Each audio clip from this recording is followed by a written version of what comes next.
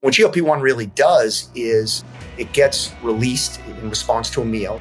It goes to the pancreas. It tells the beta cells in the pancreas, make more insulin so your glucose doesn't go up too much.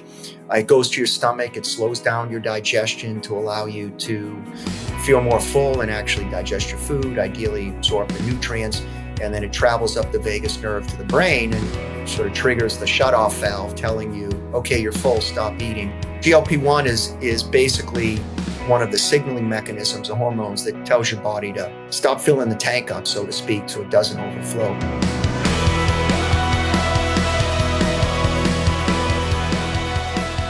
My guest today is Adam Perlman. He is known as an expert in integrative and functional medicine, and he's currently the chief medical officer at Pendulum Therapeutics, a company that might be familiar to any of you who heard my podcast with Colleen Cutcliffe, or are aware of these new these new GLP-1 triggering bacteria or probiotic type compounds that you can consume.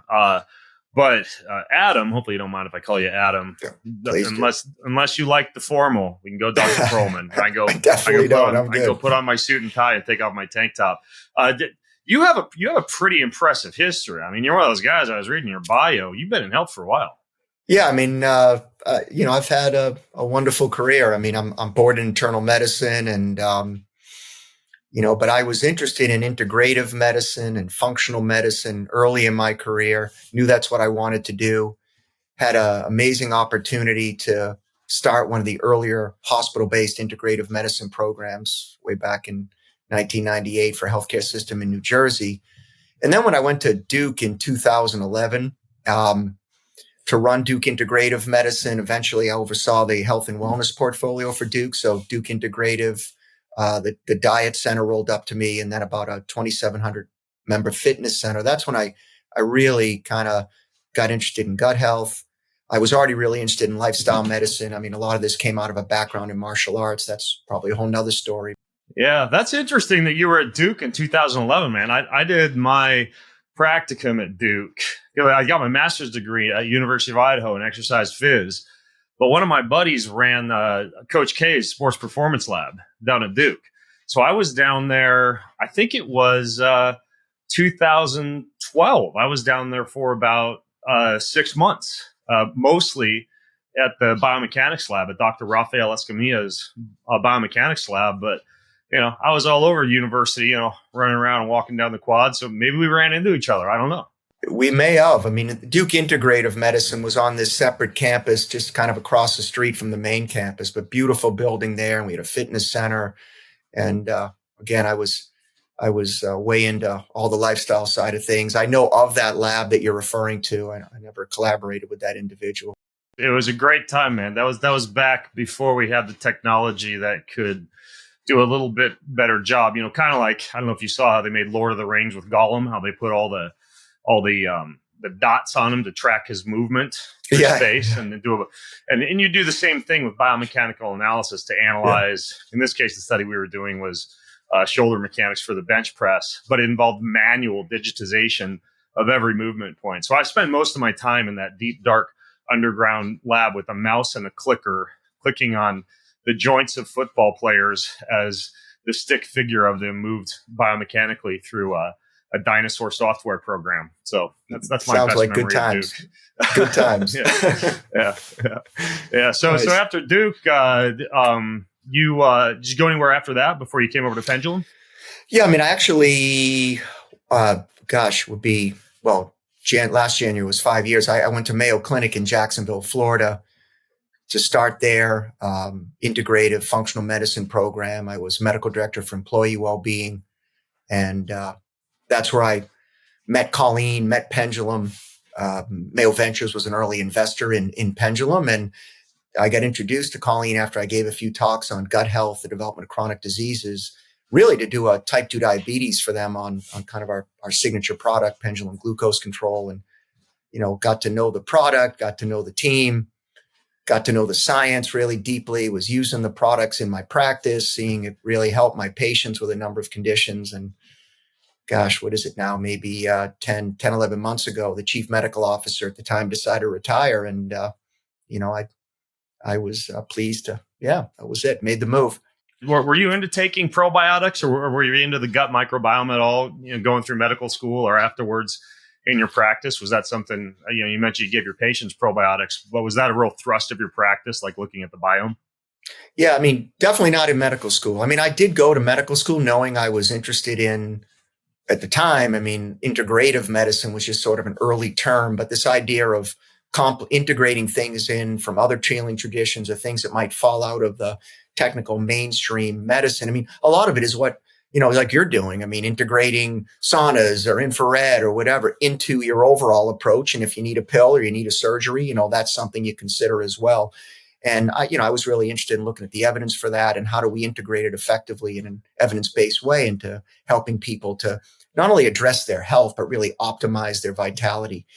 And I would say it was probably, maybe 2011, 2012, early in my tenure at Duke, I actually read, I got an advanced copy of this book by the Sonnenbergs. They run a microbiome lab. Oh, yeah. Yeah. They run a great lab. Yeah. Yeah, it's amazing. So that book was, I had a bit of an epiphany. I mean, just beginning to understand this connection to gut health, which I was already starting to train in functional medicine. So I was already getting into understanding the role of the gut and how profound it is and how it influences so many aspects of our health. But I would say after reading that book, whatever that was, 12 years ago or so, that's when I really began to focus down on the microbiome. So I would say the interest was on the microbiome. Even at Pendulum, we don't really consider ourselves a probiotic company. I mean, we're a company that is interested in the science of the microbiome and its connection to human health and well-being and longevity. And so that was really an exciting era for me. I began to not only focus on that science, but really integrate it into my clinical practice. And now at Pendulum, of course, I do things like this, but I also oversee a pretty robust research portfolio for the company on the clinical side, clinical research. Yeah, I think the Sonnenbergs wasn't one of the pieces of research that came out of their lab, and I could be wrong. You might know, was the information that a lot of people who think that a gluten-free diet is helping their gut to feel better are in fact benefiting more from a low FODMAP approach, from not consuming as many fermentable carbohydrates because of bacterial overgrowth. And a lot of people who go low FODMAP see better resolution of symptoms than people who go just gluten-free or something like that. Am I remembering that correctly? I sometimes mix up what came out of what labs, but I do know they have done work looking at diet and particularly looking at fermented foods and the impact that fermented foods have on, the biodiversity of the microbiome, things like that. I mean, they've done phenomenal work. I mean, also it was this understanding of like what happens to a woman when she gets pregnant and how there's shifts in the microbiome so that you absorb more calories from the foods that you eat so you can support that growing baby, growing fetus. Actually, even another shift when women are beginning, if they give birth and they're lactating, breastfeeding. And I remember thinking, my goodness, how many women have I seen in my practice who one of the issues might have been, telling me that they just couldn't get down to a healthy weight. And, they had maybe put weight on during their pregnancy. And no matter what they do with diet, they've just never been able to get back to that goal weight of theirs. And I began to wonder, how many of those women had shifts in the microbiome that just never reverted back to sort of a healthy microbiome that releases GLP-1 and does all these things that we know ultimately helps you manage your metabolic health and live at a healthier weight. Well, that's just silly. We all know calories in, calories out is what true physics is all about. And that something like, gut bacterial diversity could in no way influence your utilization or absorption of calories or lack thereof. It is kind of funny, though, how much the microbiome plays a role. And of course, for any of you who are new listeners, it's a little tongue in cheek. But right. The interesting thing is I was talking with a guy named Joel Green a couple of days ago. That podcast didn't come out yet. No, I should probably tell people the show notes for this podcast are going to be at bengreenfieldlife.com/GLP1 podcast. bengreenfieldlife.com/GLP, the number one podcast.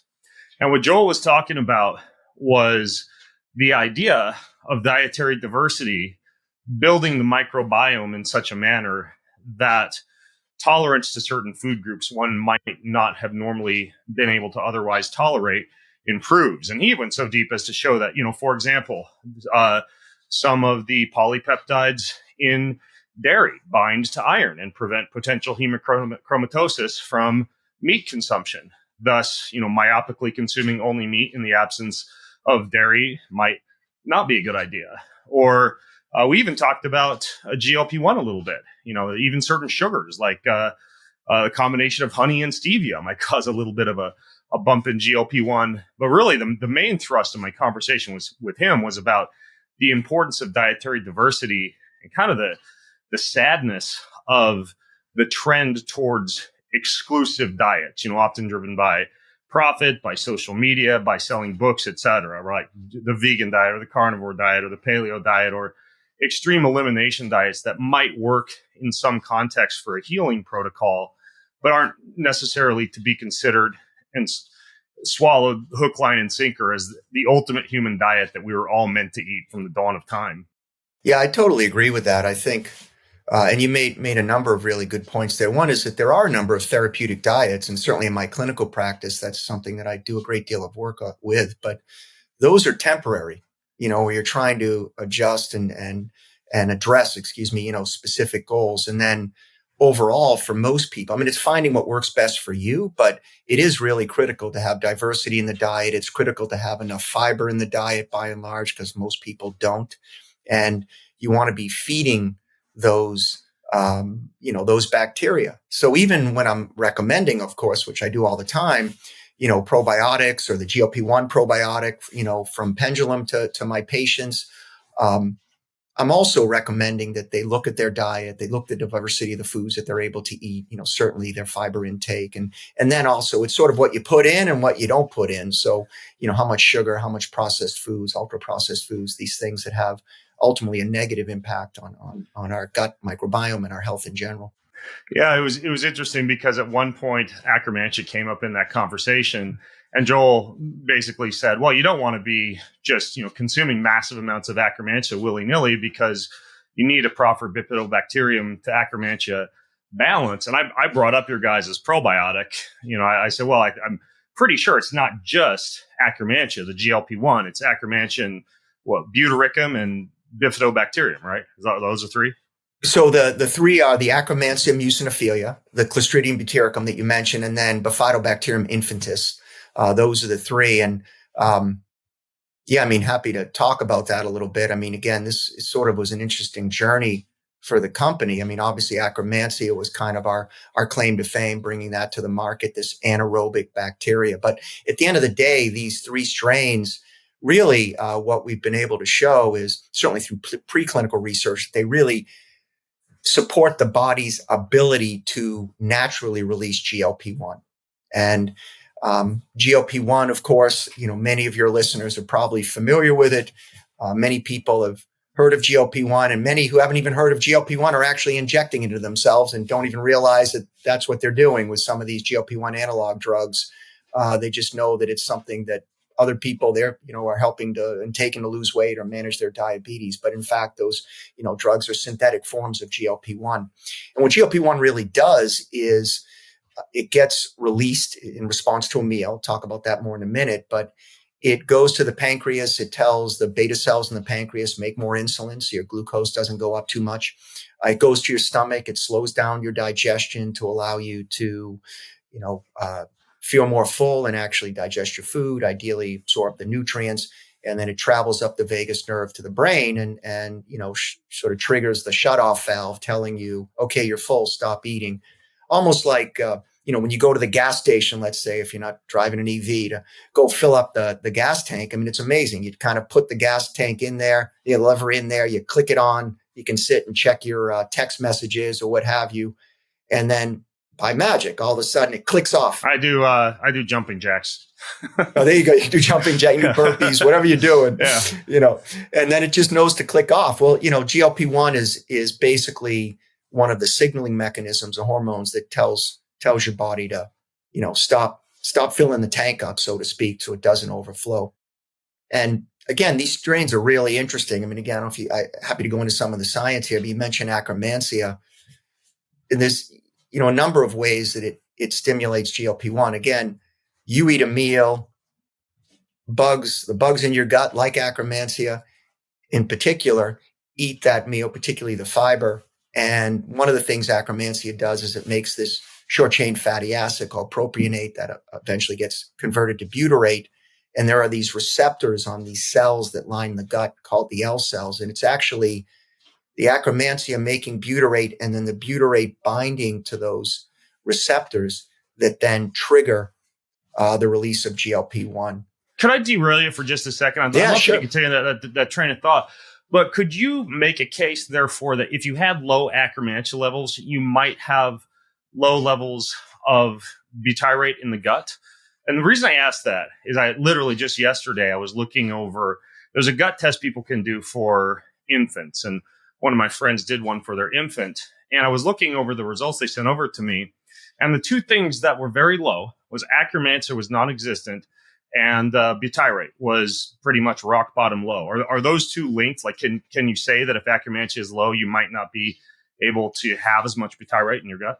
They are linked, and as well as the Clostridium butyricum. It's so funny you say that because I literally saw a patient Tuesday who I used the same lab you're referring to, and he literally had no butyrate, no Akkermansia on the test, and we do see that sometimes. What about his butyrate? Was his butyrate on the test? The level was low, was diminished, wasn't zero, but it was diminished. And again, it's not only Akkermansia, Clostridium butyricum, ergo the name, is a key player that makes butyrate as well. And butyrate is really important in the body. I mean, you can think of it as a signaling mechanism, again, binding to these receptors, but it's also a fuel for the cells that line the gut, the enterocytes. So, often we're having cravings we can't manage, and we feel like we're trying to do all the right things, and we don't realize that just maybe it's not your fault, so to speak. There may be this imbalance in gut bacteria that's making it really hard for you to reach your goals, let's say, as it relates to managing your cravings or living at a healthy weight. So it's a different way of thinking about health and well-being, sort of from the inside out. Is the bifidobacterium in there for the reasons that I mentioned earlier, that you want proper Akkermansia bifidobacterium balance, or is the strain of bifidobacterium that you're using also some kind of an appetite suppressant? It's more the first comment you made. I mean, the Bifidobacterium infundus, it's what's called a primary fermenter, so it makes these postbiotics, in particular acetate and lactate, and it helps to keep a healthy ecosystem for the other bacteria. So, this is a complex ecosystem. There's a lot of overlap of effort and bacteria supporting bacteria. And so these three strains, the Akkermansia, C-But, and the Bifidobacterium infundus, they really work synergistically together to get the outcome that you're looking for, which in this case is enhanced release of GLP-1 and enhanced ability to manage cravings, appetite, feel fuller quicker, those kind of things. Okay. There's a lot of other stuff that makes you feel full besides GLP-1.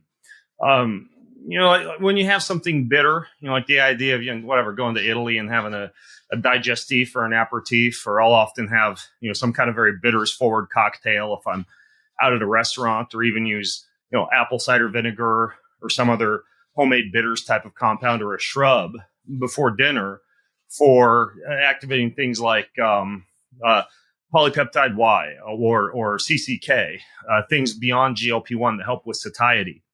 Is there any type of crossover between these bacteria that you're using to stimulate GLP-1 and other hunger or satiety inducing mechanisms? There is crossover. It's more complex than what I just explained. There's Akkermansia also releases this P9 protein. That P9 protein, and again, in addition to binding to a separate receptor, ICAM2 on these L cells, and in and of itself stimulating the release of GLP-1. And again, we've shown this in preclinical studies. There's also effects on other cells where you see this release of, again, interleukin-6 and subsequently release of other hormones like some of the ones that you were mentioning that help control appetite.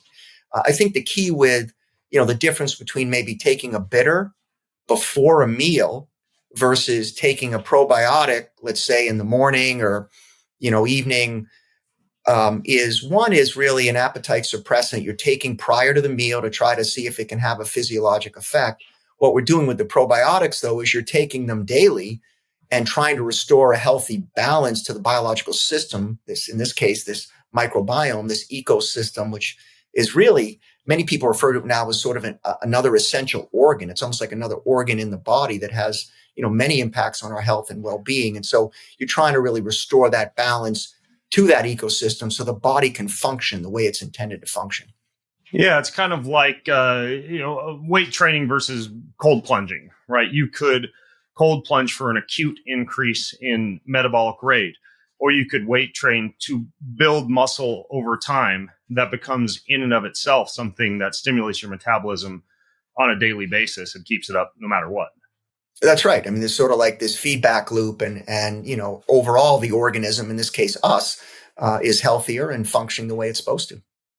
Now, of course, you mentioned the GLP-1 drugs. We got Ozempic and Wegovy and Manjaro and I forget the other one. Starts with a V, Vittoria or something like that. Anyways, yeah, Victoza, I think. There's of course a lot of people taking them and a lot of reported side effects, and I think this might be something that's confusing to people. So I'd love to hear your take on it. Why wouldn't people see the same side effect? Nausea, vomiting, pancreatitis, some of the issues people report, even muscle loss when taking those drugs versus taking something that like a probiotic blend that really powerfully activates GLP-1. Yeah, sure. Great question. Again, let me be really clear, right? Our GLP-1 probiotic products are not a drug. They're not in that class. They're not intended to sort of replace the drugs. I mean, they are, at the end of the day, a probiotic that are intended to restore a healthy balance to that ecosystem, that microbiome. They're probably about, the drugs are probably about 100 times stronger. And to your point, depending on what literature you're reading, the drugs are that much stronger. Depending on what literature you're reading, upwards of 50% or more of people can experience certainly nausea, abdominal pain, something like 1 in 10 get diarrhea. So those are the more common symptoms that people experience. And then you've already alluded to some of the more serious side effects. And that's not to say that these drugs don't have a role. They clearly do. I mean, for people that are struggling with metabolic health, they obviously are efficacious. I don't think they're a long-term solution. I think that's the biggest problem we're going to be seeing is, what do people do long-term? Clearly, when you're not taking a drug, when you're taking something like a probiotic that's intended to restore more of a natural balance, natural appropriate functioning to the body, and in this case, the gut, you're not going to see the same level of side effects and serious adverse events. And you didn't mention one that I would think you would mention, which is the potential loss of lean muscle mass too, which I think is a particularly concerning one for people. And certainly we have no evidence that would happen with the probiotics. Yeah, it is, man. I mean, I've talked about it before. I honestly think that it's kind of a simple fix and the same issue that we run into in chronic diseases overall. It's just people not eating enough protein or lifting weights. And, totally you can make a case for that being an issue for just about any disease. But yeah, I think perhaps it is more magnified with the use of a GLP-1. I don't think it's a mechanism of action like say like a statin might affect muscle CoQ10 content. I think it's probably instead people are just eating way fewer calories and they're typically not lifting weights anyways. I'm trying to stereotype here, but if you're obese or overweight, it's less likely that you might have been a weightlifter. And so, those two factors put together, just fewer calories overall, along with the absence of bearing weight, just means that you're going to lose muscle unless it's been your habit to eat enough protein and lift weights when you got on the GLP-1. Yeah, totally hear that. Totally. Yeah. Yeah. So the thing with these GLP-1s, this is my last question about the drug component. I have no clue if you've looked into this at all, but I even heard somebody talking about it this morning. The idea of taking very, very small amounts of them, almost like microdosing with the GLP-1 for other benefits. Like I think one I heard was lower blood pressure, better cardiovascular health. Have you come across any of that? Well, I mean, what I understand from the literature is that certainly there seems to be benefits on cardiovascular health, a number of potential benefits beyond weight loss, let's say, with the drugs or managing of your diabetes, your insulin resistance. I actually haven't looked into the micro dosing concept. Yeah. Yeah. I'm about to. I need to do a podcast on it because frankly, I have a bottle of semaglutide and a bottle of what's the other one? Tirazepatide up in my refrigerator right now. I haven't touched it. I haven't gone near it. But now I'm seeing all this information about microdosing. I've been thinking, I should dig into this more and see if very trace amounts of these things might have some kind of pleiotropic effect that, goes beyond weight loss or appetite satiation, even at very, very, very low doses. But I think it's interesting. I'll delve into that later. So anyways, I want to talk a little more about these bacteria, because it's my understanding that they have to be in like an anaerobic, an oxygen-free environment. Colleen and I talked about this, how the way that you make them at your facility is really complex because you have to keep them away from oxygen. But then when I swallow them and they're in a capsule, isn't there oxygen that they're getting exposed to in my gut? Actually, no, because they're put into, and this is something that the company had to figure out, amongst a lot of challenges, including initially, how do you grow these in a way that you can kind of scale and make them available to the public, which, they were available, let's say, in research labs, but really tricky to do. It took, I think, 3 years for Colleen and the other, the rest of the team to figure that out and then be able to have a product. So I think, as Colleen had said to you on the podcast, I think we've had a product now for 2.5, 3 years. The company's been around for almost 11 years because they were figuring a lot of this stuff out to begin with. So for the question you asked, though, the probiotics are actually within a vegetable-based, acid-resistant, delayed release capsule. So it makes it through the stomach acid, and then you really needed to get down into the large intestine, where it then kind of gets released and does its thing. Okay, so basically, it's just don't break it open and put it in your smoothie or something like that. Basically, yes. I mean, people have done that, I've heard anecdotally, but that's not what we recommend. And you may be getting some of the bacteria down to where it needs to go, but you really want to try to take it within the capsule. Yeah, it is important. I got a text this morning from a guy I'd done a consult with last week, and he sent me a photograph.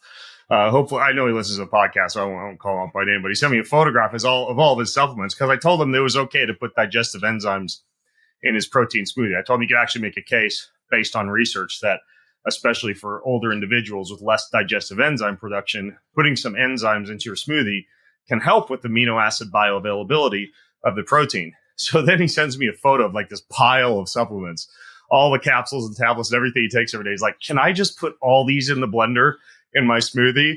And I'm like, well, a lot of them are formulated to, be time released or bypass the acidic nature of the gut, or, not necessarily be pulverized and oxidized prior to, consuming. So yeah, that is an important point, but that's pretty cool how you made it like that. And have you guys actually looked into or done formal research on what actually happens when you take them? Yeah. So, and this is an evolving story, of course. I mean, early on, we did work looking at in the lab, so preclinical work, looking at the ability of Akkermansia, Clostridium to actually lead to the release of GLP-1, lead to the release of this P9 protein that I mentioned earlier. We then went on and did a randomized clinical trial that looked at one of our products, Pendulum glucose control, in patients with type 2 diabetes who are on metformin. We showed that there was a 33% reduction in glucose spikes, hemoglobin A1C, one of the main labs I'm sure most of your listeners are familiar with that we use to measure glucose control. It was actually reduced by 0.6, which is both statistically and was clinically significant. So that was really interesting. And then on the GLP-1 probiotic that we've been talking about, this 3-strain formulation, we actually did a consumer study, about 274 consumers.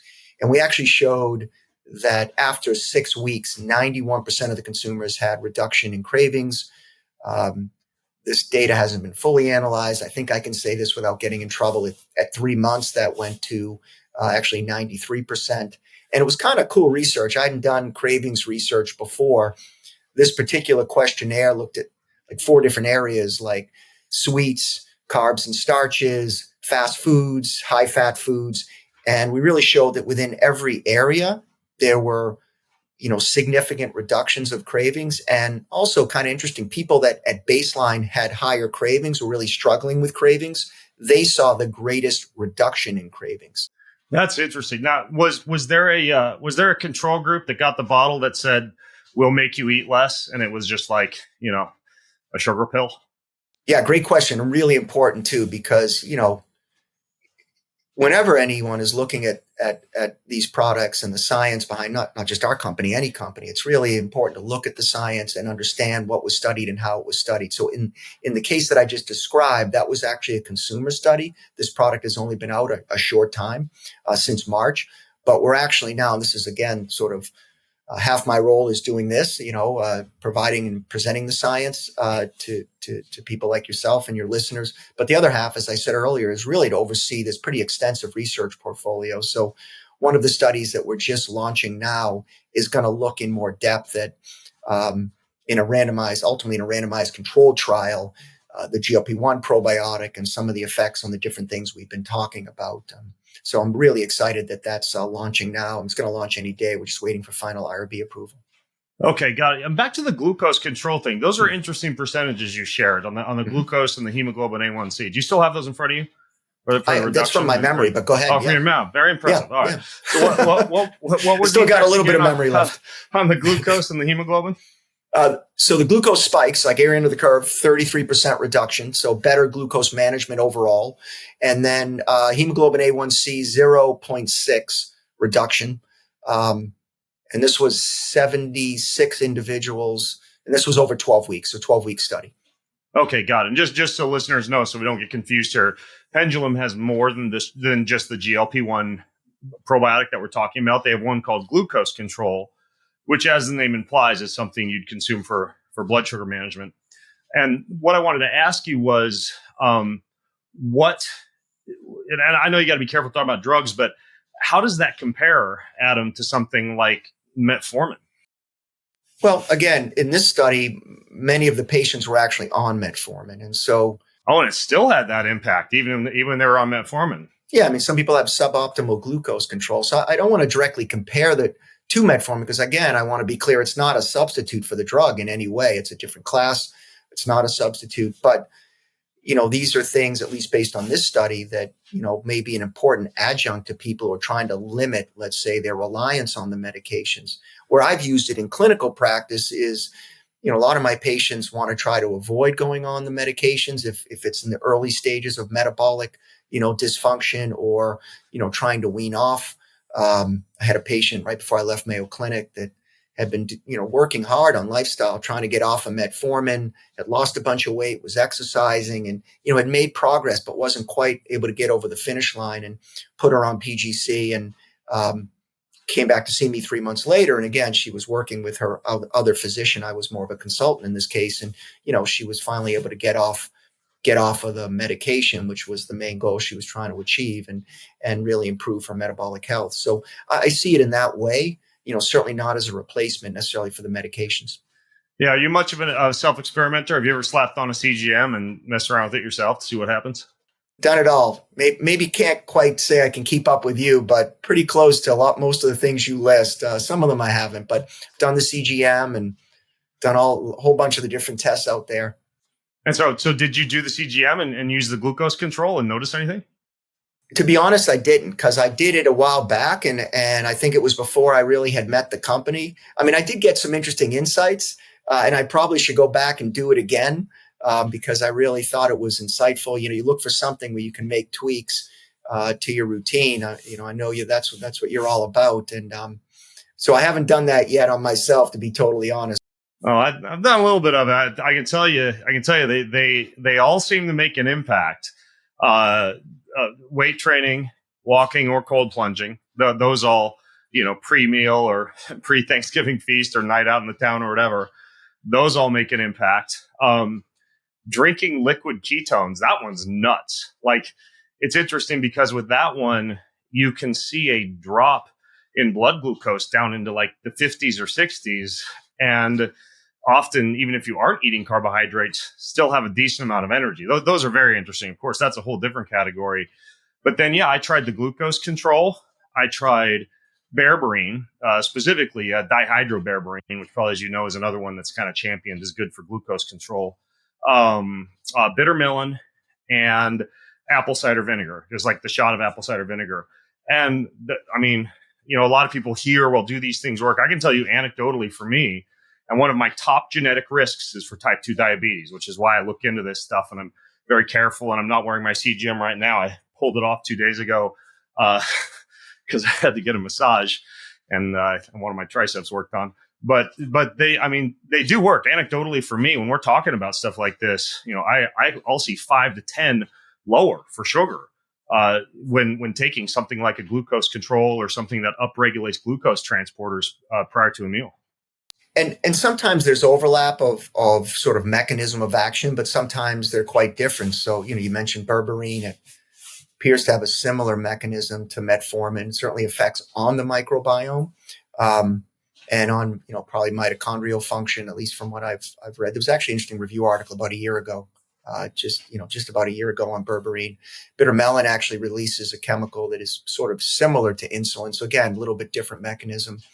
Again, with our interest in the microbiome, it really goes back to trying to restore that healthy balance so that you're really getting the microbiome to work the way it's supposed to work and release, in this case, let's say GLP-1, in an effective way. And just so much that people do can have a negative impact on their microbiome, whether it's, drinking or smoking or poor diet or various medications that they may have to take. But then things even beyond our control, stages of life, things like running in ultra marathons, traumatic brain injuries, all these things can have an impact on our microbiome, circadian rhythms. And so, often without even knowing it, there can be imbalances, and we want to try to address that at a root cause level. Yeah. And I love that. It totally makes sense, coming at things from the core of the problem. With the microbiome, though, this is something I've always wondered about. And it's kind of a tricky question, too, because obviously you're affiliated with the company, and so I'm sure you have some amount of bias. But let's wave a magic wand and just say you're just a silent observer. What happens if I stop? What if I take it for a month? Right? Would that just build up my Akkermansia and bifidobacterium and the butyricum to the extent to where I'm good? I've done the reboot. I don't need it anymore. Or is this something that, because I know this is the case with some probiotics, you kind of gotta keep feeding them through? Yeah, no, that's the golden question, to be honest with you. And the short answer to what is probably a very complicated answer ultimately, where we don't even have all of the facts yet, is that it really depends on the individual. So what I think the limited literature out there has shown, and we're currently doing a study trying to look at when we see Akkermansia show up in the stool, and we're using this new technology. We're hoping to have results. That study should wrap up before the end of the year. So and then that's something we're hoping to get published. But the reality is, just based on kind of looking at the literature out there, and is that some people seem to sort of colonize and can maintain, and others don't. And so, it's hard to know. But there are scenarios where, maybe taking a statin drug, for example, where you really do need to take them.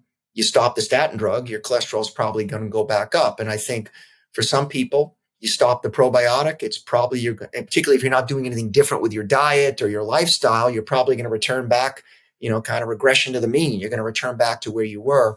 But there are also clearly in the literature examples of individuals who, for whatever reason, are more able to maintain that colonization. And I just don't think we have all the answers there. Right. And kind of a similar question. Is it one of those things where you kind of have to load with it for a little while? Like sometimes, when people start first taking creatine, they're in a beast in the gym and they don't really even notice much at all. Sometimes for 2 or 3 weeks, unless they're doing, I don't recommend this because you get gut distress, some type of a more intensive, like 20 gram a day loading phase. But is there kind of a point at which, days, weeks, whatever, where it really kicks in, or do you feel the effects right away? So those were maybe two questions there. The first one is, do you really need to load? The short answer from my perspective would be no. I think I would put the caveat that we really haven't studied that. We haven't looked at, whether or not some sort of like taking 2 pills for the first 2 weeks is going to make a difference. Certainly not what we recommend. It's not what the instructions say or the directions say. And I have no evidence that would suggest that would, make any difference, to be very honest with you. So And by the way, just to clarify, what I really meant was even just taking like a normal dose, which might be 1 cap, I think. Would you need to take even that just for a certain period of time before you started to feel the effects? Right. So that's where I was going. I thought that was the second part of your question, which is how long will you feel the effects? And again, variable. Some people notice effects, within a few days. What we recommend, just based on what we've seen, like, for example, in the clinical trials, like in that study on the type 2 diabetics, is giving at least up to 90 days. I mean, most people are going to see something, within 4 to 6 weeks. But if you're not really feeling anything, I usually recommend, and we recommend that people give it up to 90 days to see the effect. And again, that goes back to that variability in how our microbiome responds to whatever it is we're doing to it, right? I mean,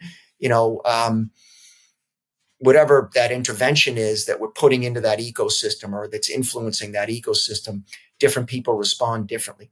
Okay, got it. And then one other question regarding usage, and that is the time of day. Like, is there a certain time of day that's best, and also with or without food? The best time of day is the time of day when you remember to take it. I mean, that's kind of like part of the answer, but kind of like exercise. It's like, right, hey, exactly. I'm not supposed to exercise 3 hours before bedtime, so I'm not going to exercise. I'm like, look, exercise, go take a cold shower after. You'll be fine. Exactly. Just get it in. But so I think for most people, most people just take it in the morning, with breakfast. There's no reason why you couldn't take it with lunch or with dinner. In general, we recommend take it with a meal. So it just helps with that whole process of getting through the stomach and down into the colon. If it's 8 o'clock at night, and you already ate dinner and you're like, shoot, I forgot, just take it. That's fine. I mean, again, there's no problem with doing that. But just in general, we advise that you take it with a meal. And, there isn't any evidence I'm aware of that says taking it in the morning is better than the night. I think most people usually just kind of take it in the morning. I mean, actually, I don't, because I don't usually eat breakfast first thing in the morning. So I usually take it with my first meal of the day, which for me is typically closer to around 11. I'm one of those guys who forgets stuff. So I've got it in my refrigerator. And because when I open up the refrigerator in the morning, not to eat, but to take the supplements that I have in the refrigerator, it's right there. So I just pop it in the morning when I get up. Great. And you don't need to keep that product in the fridge. I mean, the glucose control, you should keep refrigerated. You certainly want to keep it in a dark, kind of cool area. But keeping it in the fridge is fine. I typically keep mine in the fridge also.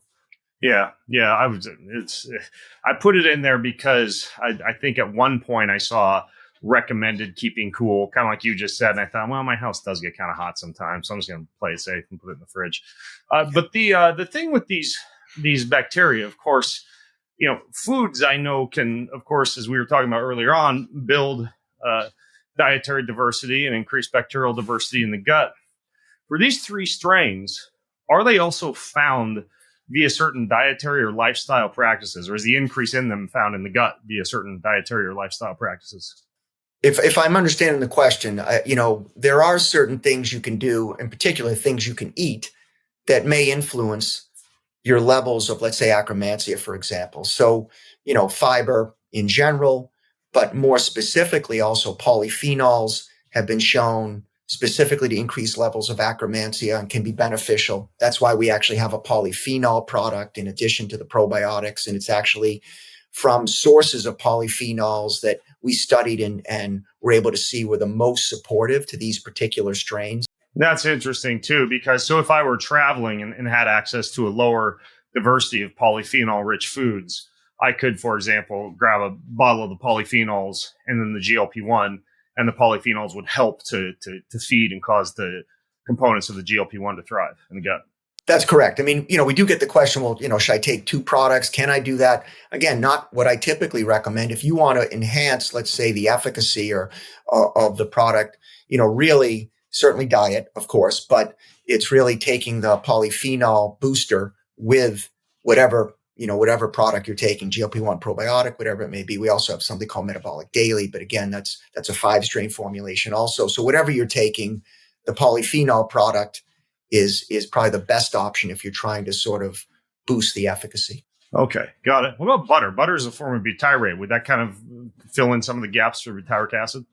There's one I'm not aware of. Again, I'm not sure. To be very honest with you, I haven't seen anything related to that. So, So I don't want to give an answer when I'd have to be guessing at it. Yeah, that's wrong. And the Bifidobacterium infantis, do you know of dietary sources that might help out with that? Again, fiber in particular, is really important. That's one that you get inoculated with very early in life. Well, you get all these early in life anyways, but that Bifidobacterium infantis, and again, I'm an internal medicine doc, not a pediatrician, but certainly the pediatricians are particularly familiar with that. But it does have a role throughout life. And, I think there certainly a good high fiber diet, again, a good high polyphenol diet, kind of eating a rainbow, those sorts of things can be very important. And, I think it's always important to emphasize not only what you could do, but maybe what you shouldn't do or what you could avoid. So it's also avoiding those things can have a negative impact on the microbiome. Like, as I've said earlier, I think, a lot of sugar, high sugar foods, a lot of ultra processed foods, things like that. Yeah, that makes sense, of course. Now, the Akkermansia is interesting because I think it was a few years ago there was a study that came out. I don't know, maybe it was out of Sonnenberg's lab. I don't know, but it was on athletes. And I believe, you might know more about this than me, I believe they noted higher levels of Akkermansia in people who had elevated levels of athletic performance. Am I on the right track with that? Am I remember that correctly? Yeah, there's been a lot of interesting, and again, we want to be careful. These are associations, and it's funny that you specifically called out athletes because that's a study that we are another study. So I said we had a rich portfolio of studies, but that's another consumer study that we're about to launch. A couple of things with athletes. One is that, as you're probably familiar with, particularly long distance athletes, there can be GI issues that develop.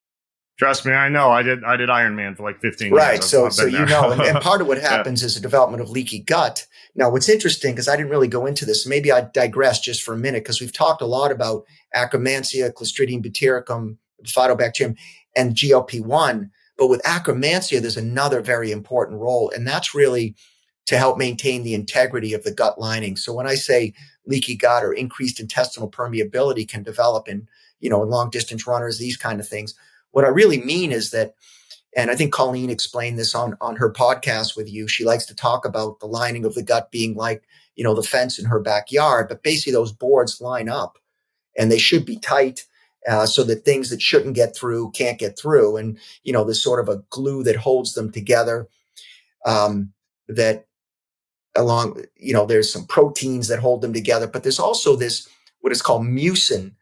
Let's consider it kind of like a shellac on the outside of that fence.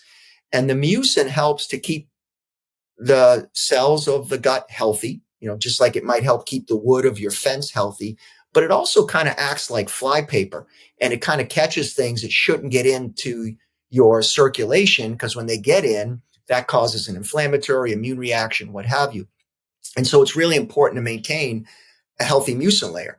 Akkermansia mucinophilia or mucin loving, what it does is as mucin begins to degrade, it sort of eats up like a Pac-Man that degraded mucin, and then it stimulates these other cells called goblet cells to make more fresh mucin. So it really helps to maintain that lining of the gut, which is so important. Again, when it isn't maintained, we develop leaky gut or this increased intestinal permeability. So really important role. So that may be, again, to be studied, but that may be part of a mechanism through which it can help athletes, is in terms of the gut health. There are other associations. There are associations with less chance of a lower chance of developing obesity when there's higher levels of Akkermansia. We see higher levels of Akkermansia in individuals that live the longest healthfully. So if you look at older individuals that are living healthy and you look at their microbiome, they tend to have higher levels of Akkermansia. So a whole connection with longevity, which I think is really interesting. There's a big connection between longevity and dietary diversity too. So that could be why. Right. Where does that come through, right? I mean, more diverse the diet, probably better feeding of the microbiome and strains like Akkermansia, and then by extension, better metabolic health and other things that probably are driving longevity in the long run. Yeah, I actually did not know that about Akkermansia and leaky gut. I'd always known there are things like colostrum, or there's an orally bioavailable peptide. I think it's called LVP that can act similarly. But yeah, I did not know that about Akkermansia. That's super interesting. And of course, one of the things that was bandied about after that study on athletes was people were talking about fecal transplants from athletic populations into individuals who might want that similar biome. Have you ever looked into that whole world of fecal transplants? Sure, certainly. I mean, to be honest, not as it relates to athletic performance, I haven't really looked at that per se. I mean, I think some of the early work that looked at, and again, Pete, I'm going to say his last, Turnbau's work, for example, that looked at twin studies where you have twin sisters in this case, so genetically identical. One happened to be overweight, the other was not, and they actually they take a mouse who is thin or healthy weight, they transplant the microbiome from the overweight twin into that mouse, don't change the diet, the mouse gains weight. And as you might imagine, on the other twin who was normal weight, they actually transplant that into a mouse who was overweight. Again, don't change the diet. And that mouse goes back to a healthy weight. And then they actually transplant from mouse to mouse and see the switch. And so these are really amazing kind of studies. And part of what got me really interested, and I think got the founders of the company really interested, 10, 15 years ago when these studies were coming out, of course, for, other indications within humans, we know fecal transplants can be really quite effective. I mean, and so it's a really interesting area of science that I think, this whole area is really one of the next great frontiers of as it relates to our understanding of human physiology and what it takes to really, maintain human health and to truly thrive. Yeah. Yeah. And speaking of fecal transplants, maybe I'm about to ask you the oddest question you've ever been asked on a podcast. I don't know. But well, let me precurse it with this. The Akkermansia, the Bifidobacterium infantis, the L. beta-ricum, those... C-but. Yeah. C-but, sorry. Those survive to the colon, like to the large intestine? In these capsules, right? In those capsules we talked about, they do, right? Okay. And they thrive in an anaerobic environment, which is what correct. That area is. That is correct. So there are a lot of people in the health world who pay good money for things like ozone enemas, which I would imagine is introducing a huge amount of oxygen into the colonic environment. Wouldn't that theoretically kind of nuke all this stuff? I mean, I certainly have friends and have had patients that have used ozone therapy. It's not something I've ever utilized in clinical practice, particularly practicing at places like Duke and Mayo Clinic. Yeah. It's a total theoretical question. It just makes me think, though, when you're talking about anaerobic environment, people are blowing oxygen up their butts.